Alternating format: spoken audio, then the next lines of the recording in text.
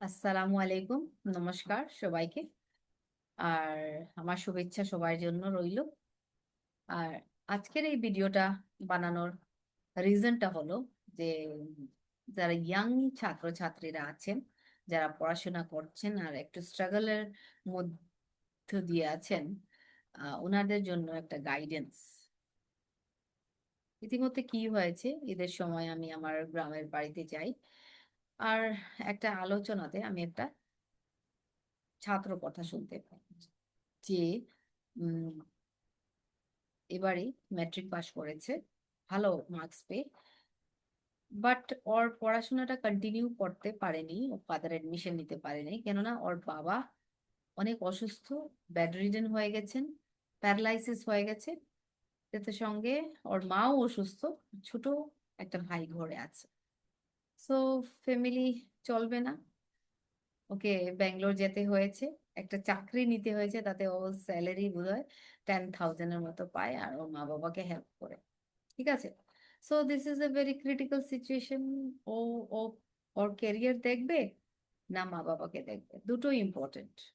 So এই এই পরিস্থিতিতে ও কি করবে? সো এখানে আমার একটা গাইডেন্স আছে।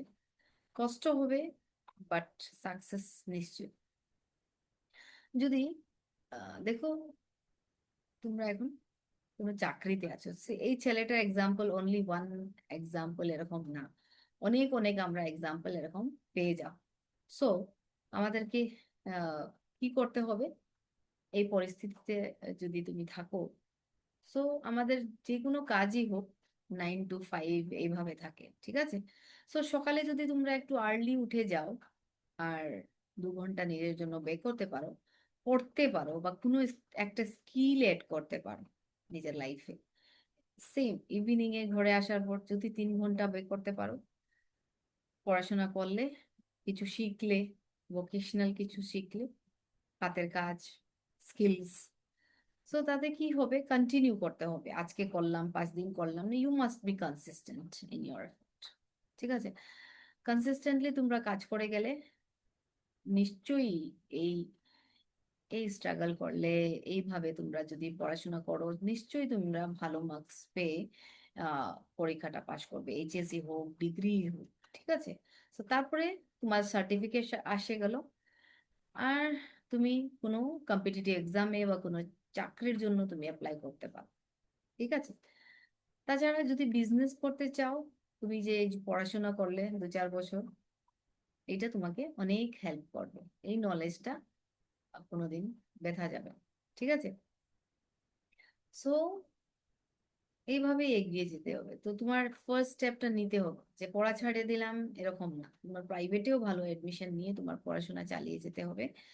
আর যে নিজেকে হেল্প করতে চায়, উপরওয়ালা ওকে হেল্প করে, বলি না, যাহা চা হ্যাঁ ওহা রা হ্যাঁ। ঠিক আছে। সো মাইন্ডসেটটা এটাই থাকতে হবে যে আমার গোল আছে, আমি একটা ভালো চাকরি করব বা একটা বিজনেস করব। সো নিশ্চয়ই কামিয়াব হবে, but back of your mind এই গোলটা থাকতে হবে। তখনই তুমি তোমার স্ট্রাগলটা ওভারকাম করে তোমার গোলটা অ্যাচিভ করতে পারো। ঠিক আছে। তাছাড়া যদি তোমার পয়সার অসুবিধা অ্যাডমিশন নিতে, তুমি এই সময় তুমি কারোর কাছে, তুমি যদি ভাবো যে উনি আমাকে হেল্প করবে, ওনার কাছে যেতে পারো যে আমার এডমিশনের টাকাটা একটু হেল্প করে দিন, আর আমি যখন টাকাটা আমার পেয়ে যাব আমি ফেরত দিয়ে দেব। এইভাবে তুমি টাকাটা ঋণ করবে। ঠিক আছে। বলবে আমি যখনই পারবো তখন ঋণ করে, তখন আমি রিফান্ড করবো। সো সেটা তোমাকে কনফিডেন্স দেবে যে আমি তো এমনিই নিইনি, টাকাটা ফেরত দেবো বলেছি। আর কেউ তোমাকে ভাববে না বাবা, তুমি তোমার কাজে লাগিয়ে নি। ঠিক আছে। সো সেটা অন্য। So this is the first step তোমার পড়াশোনার জন্য, তোমার স্ট্রাগলকে ওভারকাম করার জন্য। তোমার ফার্স্ট স্টেপটা নিতেই হবে। তোমার স্ট্রাগলকে তখনই তুমি ওভারকাম করবে। ঠিক আছে। So ওয়ের is a will there is a way, বললাম যে। সো আমরা দেখেছি অনেক এক্সাম্পল আছে। আমাদের এপিজে আবুল কালাম, উনিও কত স্ট্রাগল করেছেন। উনি কি করেছেন, নিউজ পেপার বিক্রি করেছেন, তারপরে মিসাইল ম্যান হয়েছেন, তারপরে former president of India. So everything impossible, but back of your mind তোমার আগে বাড়ার চেষ্টাটা করতে হবে, otherwise that will be very difficult. হ্যাঁ। সো এইটাই আমার আজকের গাইডেন্স। ঠিক আছে, কোনো হেল্প লাগলে আমাকে যোগাযোগ করবে। ভালো থাকো, সুস্থ থাকো। সবাইকে আমার শুভেচ্ছা রইল। ধন্যবাদ।